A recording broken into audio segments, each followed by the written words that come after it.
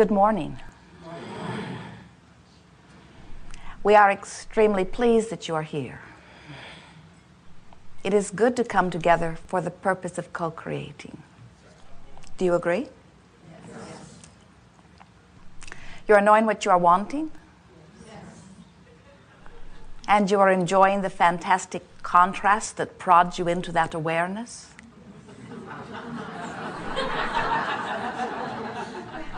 Oh, especially that. You are remembering that you are leading edge creators. You are feeling the importance of your perspective. We want you to. As you are here on the leading edge, with all of the variety of perspectives that you hold, you literally summon Source forward. And in the process of your contrasting, comparative, evaluating, focusing is the best word, experience, you literally summon Source. Do you know that? In your physical format, you have an expression that you often say or hear, which says, ask and it is given. But there are few of you who really understand the full meaning of that. A fuller meaning than you may realize is every small preference or every loud cry, every wish for everything is answered.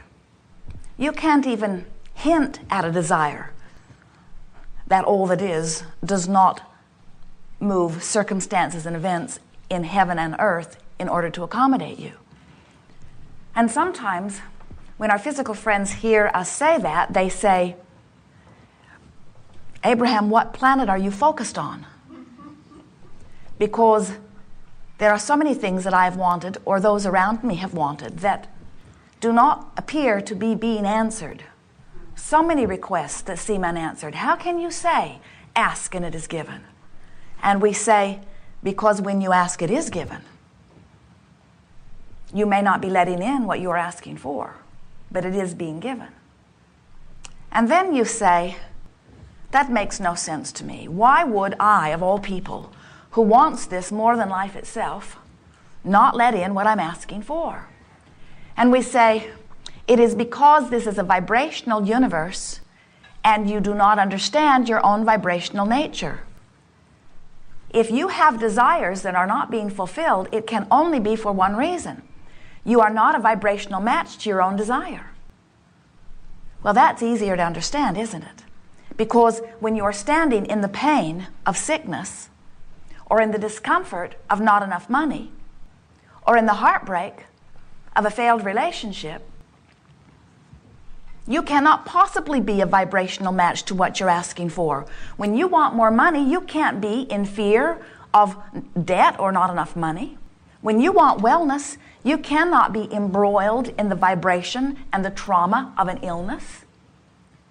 Because in this universe that is vibration-based and managed by law of attraction, you cannot offer one vibration and be a receiver of another, any more than you can set your radio on 98.6 and hear the music that's being offered on 101 FM. Vibrations must match up. So how do you, in your physical format, go about matching up vibrations? How do you know what your vibrational content is? You can feel it. When you are in alignment with your source energy, you feel what you would call positive emotion. Feels like joy, feels like appreciation, feels like passion, feels like eager romping through life experience. Watch the little ones, they still remember. When you feel fear or anger or frustration or blame or guilt or any of those emotions that you describe as negative emotions, that is your indicator that you're not matching up, not right now. It doesn't mean you're failing, it doesn't mean you are inappropriate, it doesn't mean you're wrong. It means you're not a vibrational match to what you're asking for. So how does this happen? How does it happen that people, person, you, could be a mismatch to wellness. Well, you could be talking about illness. You could be gathering statistics about it. You could be focusing on those who are sick. You could be looking at your own physical condition. So how do you go about offering a vibration that matches what you want?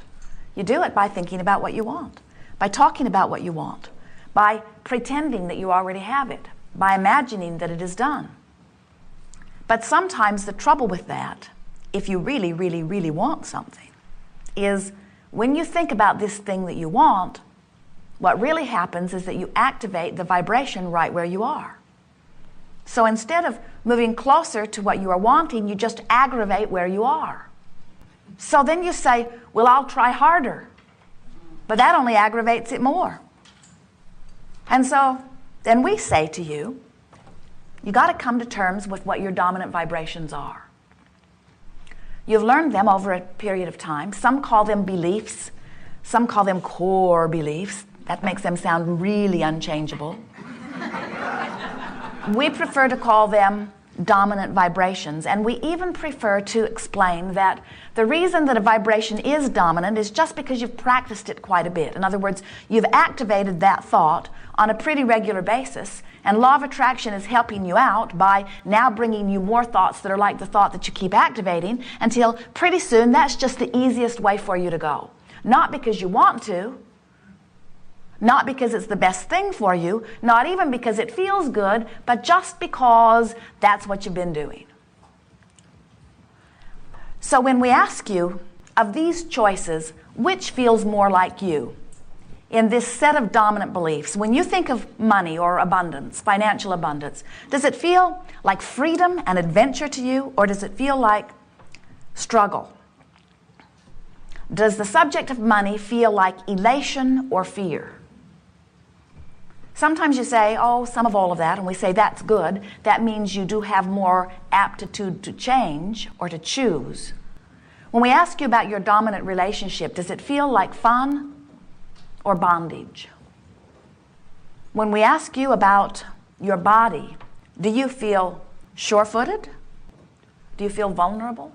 You can tell how you feel. You can tell how you usually feel. You know, if you'll stop to think about it, where your dominant vibrations are. And we're wanting to soften the idea of a dominant vibration by saying, it's just the vibrations that you've activated most. So you say, well, if it's just a matter of activating a vibration, then I suppose I could deactivate those that aren't serving me.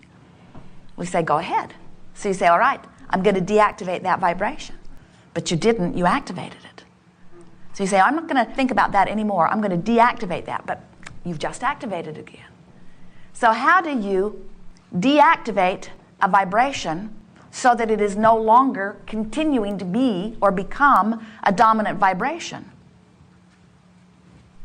The only way that you can deactivate one vibration is by activating another. Because this is a universe that is based on inclusion, not exclusion. So when you say yes to something, you include it. When you say no to something, you include it. So when you say, I'm not going to activate you anymore, you've just done it. And the more you don't want to activate it, the more you activate it. There's a war on drugs, a war on terrorism, a war on crime, a war on teenage pregnancy, a war on cancer, a war on all kinds of things, and every one of them getting bigger. Because humans keep thinking they can push hard enough against that thing they do not want and that they will eventually obliterate it in their attention to it. And we say, it could not be more backwards. You must deactivate that which you do not want by activating that which you do want. So as Esther listens to us, and she listens to you, and she listens to herself, and she realizes that even today, with all that she has learned from us, and all that life has taught her, is that there are some things still where she carries a vibration from way, way, way, way back. And every now and again, something happens that causes it to come alive again, to reactivate within her. So one day she got all huffed up and she's pounding on whatever she was standing next to, and she said, I can damn well choose what is my dominant vibration. I can choose. And we said we had hoped you would feel more positive about it.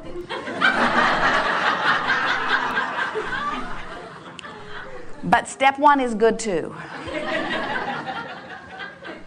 Because you do have to reach this place where you decide you're going to choose.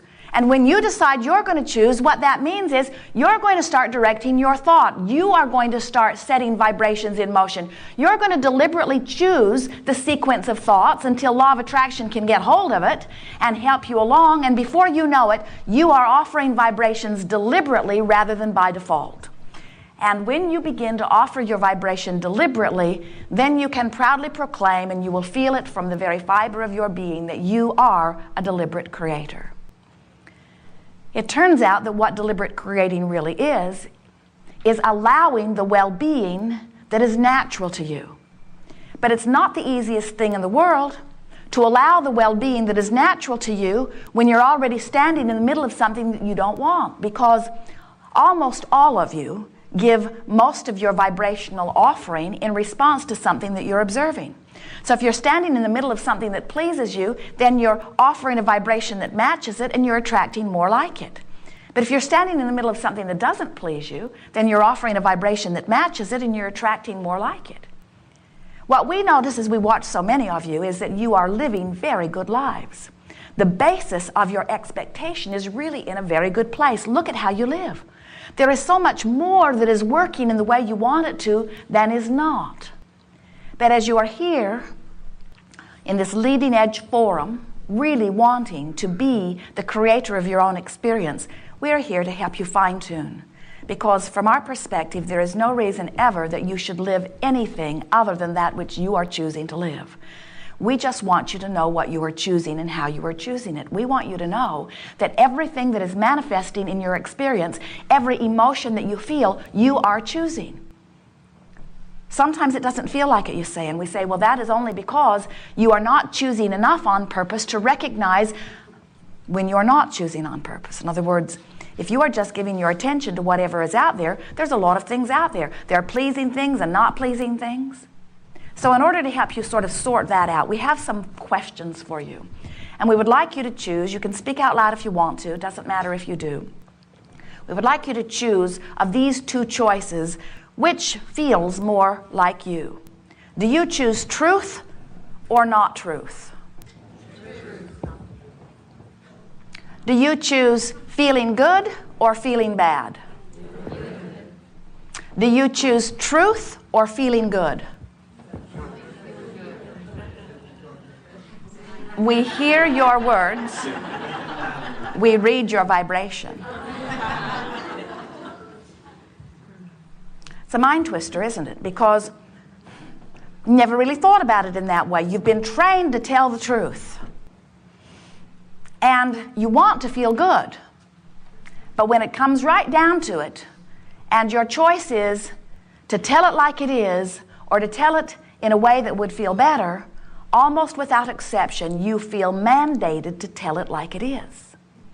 And what we're wanting to help you to realize is that if you keep looking at what is and offering a vibration in response to what is, nothing can change for you because the universe is responding to your vibration. So if you observe and then vibrate and then receive in response to your vibration, you do not have control. You have to offer a vibration because you choose to offer a vibration, not because there is some fact or evidence. And the thing that we really want you to hear, this is the part that is most interesting to us as we observe you. We know that every single fact or every single truth or every single evidence or manifestation that every single one of you is living is as a result of your attention to the subject. So there is no reality that is separated from your attention to it.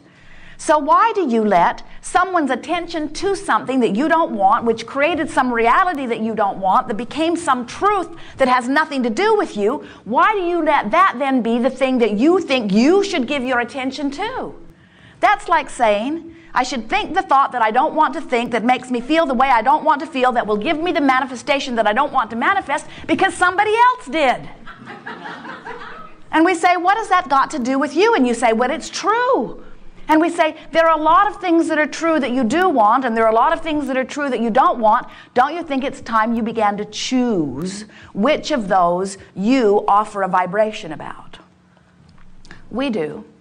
We know it is what you intended as you came forth into this physical body. You did not say, I will go forth and give my attention to any old thing, achieve vibrational harmony with all kinds of things wanted and not wanted, and then I will live the struggle of human life.